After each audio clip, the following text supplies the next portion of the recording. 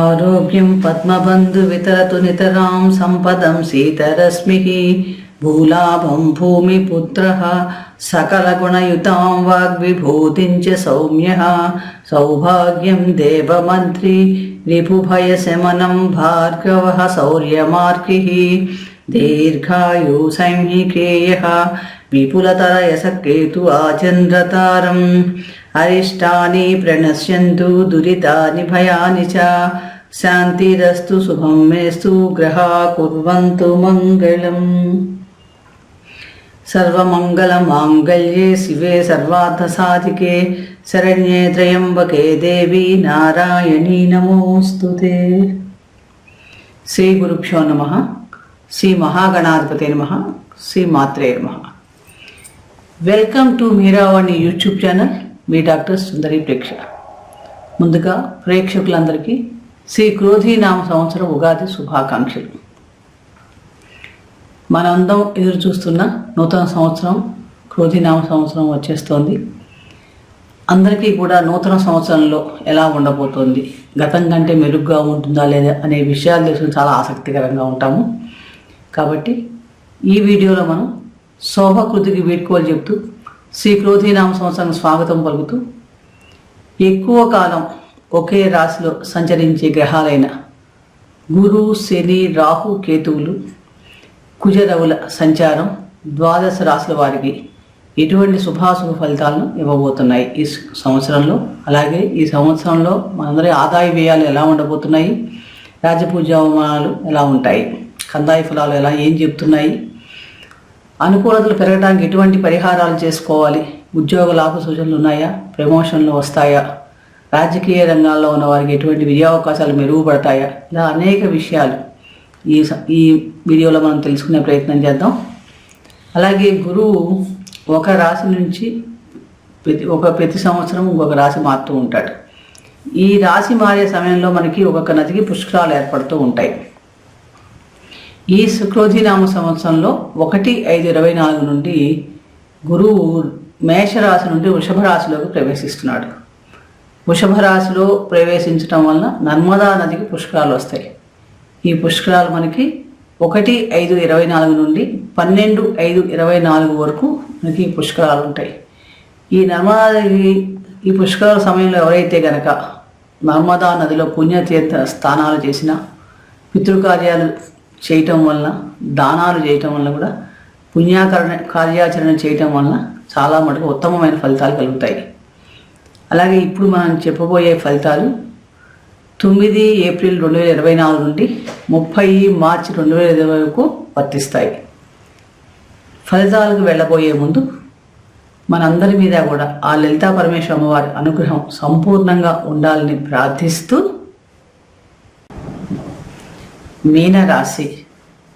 పూర్వాభాద్ర నక్షత్రం 4వ పాదం, ఉత్తరాభాద్ర నక్షత్రం 1, 2, 3, 4 పాదాల వాళ్ళు, అలాగే రేవతి నక్షత్రం 1, 2, 3, 4 పాదాల్లో జన్మించిన వారిది ఎవరి నామ నక్షత్రంలో, నామ అంటే పేరులో మొదటి అక్షరం ది, దు, స్వం, జు, ద, దే, దో, చాచి ఉంటుందో వారిది కూడా మీనరాశి అవుతుంది. శ్రీ క్రోధీనామ సంవత్సరంలో మీనరాశి వారికి ఆదాయ వ్యయాలు గమనించినప్పుడు ఆదాయం 11, వ్యయం 5, రాజపూజ్యం 2, అవమానం 4.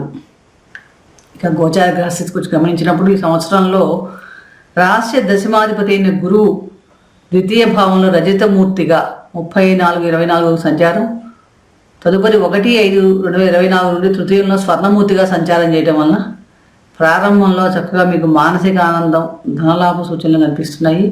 అలాగే అన్ని విషయాలు కూడా కార్యజయం ఉంటుంది. 1/5/24 నుండి కొంచెం బంధువులతో అపార్థాలు, శారీరక వేద, ఉద్యోగంలో మార్పులు ఉండే అవకాశాలు ఉన్నాయి. 9/10/24 నుండి 4/2/25 వరకు శని వక్ర సంచారం చేసే సమయంలో చాలా మటుకు సుఫలితాలనే ఇస్తాడని చెప్పవచ్చు. లాభ వ్యయాధిపతి అయిన శని వ్యయ స్థానంలో రజితమూర్తిగా సంచారం వలన కొంచెం మనస్తాపం, పనుల్లో కొంచెం ఆలస్యం ఉండటం అవకాశం ఎక్కువగా ఉంది. కష్టపడి పనిచేయాల్సిన సమయం ఉంటుందంటే శారీరకంగా శ్రమపడాల్సిన ఎక్కువ ఈ సంవత్సరంలో ఎక్కువగా ఉంటుందని చెప్పవచ్చు. విదేశీయానాలకు ఎక్కువగా అవకాశాలు ఉన్నాయి. ముఖ్యంగా ఏంటంటే కుటుంబానికి దూరంగా ఉండటం కానీ దూరదేశ ప్రయాణాలు చేయటం కానీ ఉండే అవకాశాలు ఎక్కువ కనిపిస్తున్నాయి. ఒక్కొక్కసారి భోజన సౌఖ్యం కూడా లోపించే అవకాశం ఉన్నాయి. ఏలినాటి శని జరుగుతోంది కాబట్టి కొంచెం ఆరోగ్య విషయంలో మీనరాశి వారు జాగ్రత్తగా ఉండాలి. ముఖ్యంగా ఖర్చులను కూడా నియంత్రించుకోవాల్సిన అవసరం ఎంతైనా ఉంటుంది. 29/6/24 నుండి 15/11/24 వక్రించి సంచరించే సమయంలో చాలా అనుకూలంగా ఉంటుంది. ఇక జన్మరాశిలోనే రాహు సంచారం తామమూర్తిగా ఉండటం వల్ల దేశ సంచారం, విదేశీ యానాలు, ఇంటికి దూరంగా ఉండే పరిస్థితులు ఉంటుంది. ధన నష్టం, ఆరోగ్య సమస్యలు ఉంటాయి. ఒక్కోసారి నిద్ర సమస్య కూడా, నిద్ర లేమి ఉండే అవకాశాలు కూడా ఎక్కువ కనిపిస్తున్నాయి. సప్తమభావమైన కన్యలో కేతు తామమూర్తిగా సంచారం వలన కృషికి తగ్గ లాభం ఉంటుంది. ఒక్కొక్కసారి వృధా త్రిపటం ఉంటాయి. ఖాళీ చేతివేళకు సంబంధించిన చర్మ సంబంధమైన సమస్యలు ఇబ్బంది పెట్టే అవకాశాలు కూడా ఉన్నాయి. మీనరాశి వారికి షష్టాధిపతి అయిన రవి ప్రతి నెలా కూడా రాశి మారుతూ ఉంటాడు. ముఖ్యంగా 14/5/24 నుండి 15/6/24 వరకు తృతీయ భావమైన వృషభ రాశిలో రవి రజతమూర్తిగా సంచరించే సమయంలో ఆరోగ్యం చాలా బాగుంటుంది. ధనప్రాప్తి, పదవీ లాభ సూచనలు గోచరిస్తున్నాయి. అలాగే ఈ సమయంలో మీకు శత్రువులపై విజయ అవకాశాలు చక్కగా మెరుగుపడతాయి. సంతాన సంబంధమైన విషయాల్లో కూడా అనుకూలతలు పెరగడానికి అవకాశాలు ఎక్కువగా ఉన్నాయి. రవి 16/8/24 నుండి 16/9/24 షష్టమ భావంలో తామమూర్తిగా సంచారం ఉండటం వలన ఈ సమయంలో శారీరక సౌఖ్యం చాలా బాగుంటుంది. సర్వకార్యాల్లో విజయం, ధనధాన్య వృద్ధి ఉంటాయి. ప్రభుత్వ ఉద్యోగస్తులు కూడా చాలా అనుకూలమైన ఫలితాలు ఉంటాయి. రవి 15/12/24 నుండి 14/1/25 వరకు దశమ భావమైన ధనస్సులో లోహమూర్తిగా సంచరించే సమయంలో ధనలాభ సూచనలు గోచరిస్తున్నాయి. అలాగే రాజకీయ వ్యవహారాల్లో ఉండే వారికి, రాజకీయ నాయకులకు చాలా అనుకూలమైన ఫలితాలు, పదవీ లాభ సూచనలు కూడా గోచరిస్తున్నాయి. 14/1/25 నుండి 15/2/25 వరకు రవి లాభస్థానమైన మకర రాశిలో రజతమూర్తిగా సంచరించడం వలన ధనలాభం, శుభకార్యాల్లో పాల్గొనడం లాంటివి ఎక్కువగా ఉంటాయి. ఈ సమయంలో మీకు ఉద్యోగస్తులు ప్రమోషన్స్, రాజకీయ నాయకులు పదవీ లాభ సూచనలు, నూతన పదవీ ప్రాప్తి ఇలాంటివి కూడా గోచరిస్తున్నాయి. అత్యంత సుఫలితాలు కూడా ఉంటాయని చెప్పవచ్చు. మిగిలిన సమయాల్లో రవి సంచారం వల్ల మీనరాశి వారికి సామాన్య ఫలితాలు ఉంటాయి. ద్వితీయ భాగ్యాధిపతి అయిన కుజుడు సంచారం గమనిస్తే కనుక కుజుడు 12/7/24 నుండి తృతీయ భావంలో తామమూర్తిగా సంచరించడం వలన ధనలాభ సూచనలు, ఆరోగ్యం చాలా బాగుంటుంది. ఇష్టకార్య సిద్ధి, సోదరుల యొక్క సహాయ సహకారాలు చక్కగా లభించడం వంటివి ఉంటాయి. మిగిలిన సమయాల్లో సామాన్యంగా ఉంటుంది. మొత్తం మీద ఈ క్రోధినామ సంవత్సరంలో గోచార గ్రహస్థితి గమనిస్తే కనుక మీనరాశి వారికి ఆరోగ్యం సామాన్యంగా ఉంటుంది. ధనలాభం ఉన్నప్పటికీ కూడా ఖర్చులు కూడా అధికంగా ఉండే అవకాశం ఎక్కువగా ఉన్నాయి. కాబట్టి కొంచెం ఖర్చులను నియంత్రించుకుంటే చాలా వరకు బాగుంటుంది. కుటుంబ జీవితం చాలా అనుకూలంగా ఉంది. తల్లిదండ్రుల యొక్క ఆరోగ్యం బాగుంటుంది. వారి యొక్క సహాయ సహకారాలు చక్కగా లభిస్తాయి. మీకు విద్యార్థులకు మటుకు కొంచెం ఆలస్యంగా ఫలితాలు ఉండే అవకాశం ఎక్కువ ఉన్నాయి. రుణాలు, రోగాలు స్వల్పంగా ఈ సంవత్సరంలో బాధిస్తాయని చెప్పవచ్చు. వైవాహిక జీవితం, భాగస్వామి వ్యాపారాలు సామాన్యంగా ఉన్నాయి. చేసే ప్రయాణాల్లో కొంచెం అలసట, త్రిపట ఉండే అవకాశం ఎక్కువగా ఉన్నాయి. అలాగే స్థానచలన సూచనలు కూడా గోచరిస్తున్నాయి. తీర్థయాత్రలు, దూరదేశ ప్రయాణాలు లాంటివి కూడా ఈ సంవత్సరంలో ఉంటాయి. మీకు ఉద్యోగస్తులకు ప్రమోషన్లో కొంచెం నిరీక్షణ చేయాలి. కొంచెం ఆలస్యంగా అయినా ప్రమోషన్ లభిస్తాయి. కొంచెం వెయిట్ చేయాలి. శ్రమతో కూడిన లాభాలు ఉంటాయని చెప్పవచ్చు. అనారోగ్య సమస్యల వల్ల కొంచెం వైద్య ఖర్చులు, ఆసుపత్రి ఖర్చులు కూడా ఉండే అవకాశాలు ఎక్కువగా ఉన్నాయి. వ్యయ స్థానంలో శని సంచారం వలన ఉద్యోగంలో కొంచెం మార్పులు కానీ, స్థానచలనం కానీ ఉండే అవకాశం ఎక్కువగా ఉంది.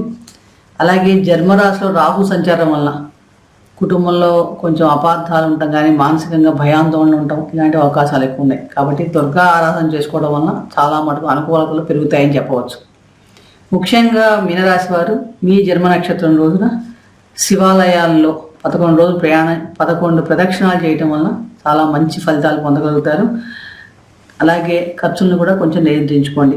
ఎవరికైనా గురుదశ జరుగుతున్నట్లయితే కనుక వారు కనకపుష్యరాగాన్ని బంగారంతో చేయించుకొని కుడి చేతి చూపుడు వెలుగు ధరించడం వల్ల కూడా ఉత్తమమైన ఫలితాలు పొందగలుగుతారు. కందాయ ఫలితాలు గమనించినప్పుడు పూర్వభాద్ర 4వ పాదం వారికి ధనాదాయం చాలా బాగుంటుందని చెప్పవచ్చు.